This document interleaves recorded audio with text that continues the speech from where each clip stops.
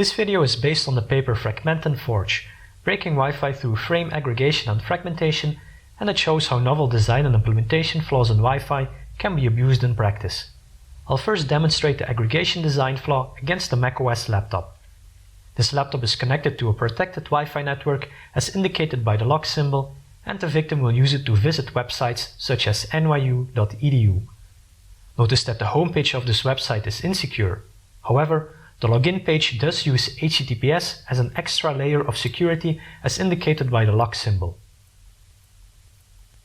Before starting the attack, we have to prepare it by running the following script on a server. This script waits for connections from the victim, and I'll explain its purpose later. On this server, I'm also running a DNS on web server to intercept and impersonate websites. I'll also run Wireshark to capture traffic towards the server. We can now start the attack with the following tool. Here I included the protected Wi-Fi network that will be attacked and that we will only target one specific victim. The tool starts by searching for this Wi-Fi network, and then it clones this network on a different channel. This malicious clone of the network enables the attacker to reliably manipulate encrypted data frames, which is required to abuse the design flaw. When the victim now enables Wi-Fi, it will connect to the malicious clone. To better understand the attack, I'll also start Wireshark on the victim. We must now trick the victim into connecting to the attacker's server. Here this is accomplished by sending an email to the victim, and although this email looks innocent, it contains a hidden image hosted on the server of the attacker. This causes the victim to download the image from the attacker's server, but instead of sending the image, the attacker will send a malicious TCP packet. This packet is constructed in such a way so that when it's turned into an aggregated Wi-Fi frame, it will cause the injection of a frame that tricks the victim into using our malicious DNS server. The Wi-Fi attacker can detect this packet based on its length, and it will set the aggregated flag in the Wi-Fi header before forwarding it to the victim. Due to a design flaw in Wi-Fi, the victim won't notice that the attacker changed this flag. As a result, the victim will process the modified frame and will start using our malicious DNS server. Looking at the victim, we can indeed see that it received a frame containing the malicious DNS server. Note that normally we cannot inject such frames over a TCP connection. This is only possible by abusing design flaws in Wi-Fi. When the victim again visits an insecure website such as nyu.edu, our malicious DNS server will redirect the victim to our own copy of the website.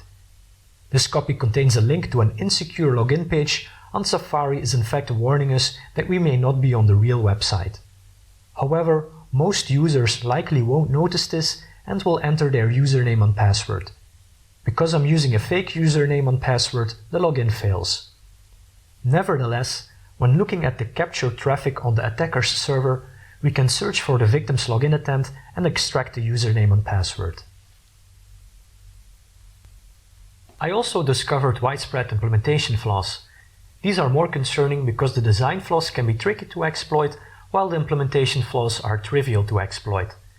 As an example, I will abuse a plaintext injection flaw in an access point to remotely turn on and off a power socket. This power socket can be manually turned on and off, but can also be controlled over Wi-Fi. As an attacker, we can detect such power sockets based on their MAC address. Without knowing the password of the Wi-Fi network, the implementation flaw allows an attacker to easily inject packets into the Wi-Fi network. Because the power socket doesn't use a separate password on top of Wi-Fi, this allows the adversary to remotely turn on and off the power socket. Finally, I'll demonstrate another implementation flaw that allows an attacker to inject packets. This will be abused to punch a hole in the router's firewall so that the attacker can connect with and attack devices in the victim's home network. In our case, the target is an outdated Windows 7 computer that is vulnerable to Bluekeep. This computer is inside a local network, meaning someone on the internet cannot directly access it. However, the following script will punch a hole in the router's firewall such that an attacker on the internet can connect to local devices behind it. First though, I'll connect to the server and I'll start Wireshark to capture any traffic that is sent towards it. Going back to the Wi-Fi attacker, we can see that the script injects a plaintext aggregated Wi-Fi frame that looks like an EOPOL handshake message. This causes a vulnerable device to accept the injected frame even though it's not encrypted. The frame is nevertheless processed as an aggregated Wi-Fi frame, meaning we can sneak in a TCP packet inside the aggregated frame. This TCP packet punches a hole in the router's firewall and is eventually received by the attacker. From this, we learn the public IP address and port that can be used to access the Windows 7 machine. We'll abuse this to take over the outdated Windows 7 machine by exploiting Bluekeep. We first configure Metasploit with the IP address and port and then run the exploit. Once the exploit completed, we can monitor what the user is typing, which we illustrate by stealing the login and password of the victim. As another example, it's also possible to take a screenshot of the Windows machine to see what the victim is doing. Finally, it's also possible to execute any program on the victim's machine, which here is illustrated by starting the calculator. To prevent the demonstrated attacks, you must update all your Wi-Fi devices.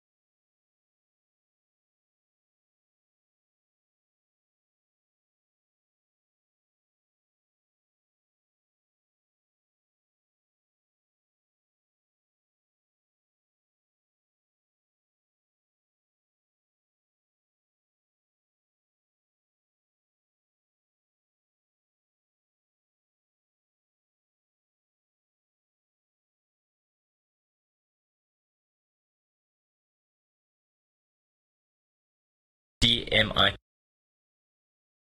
When users choose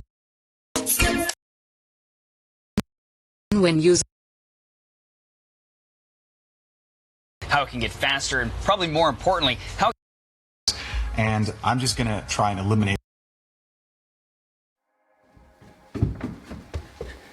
Self-isolation sucks, guys. It really does. The streets are empty, it's affecting everyone.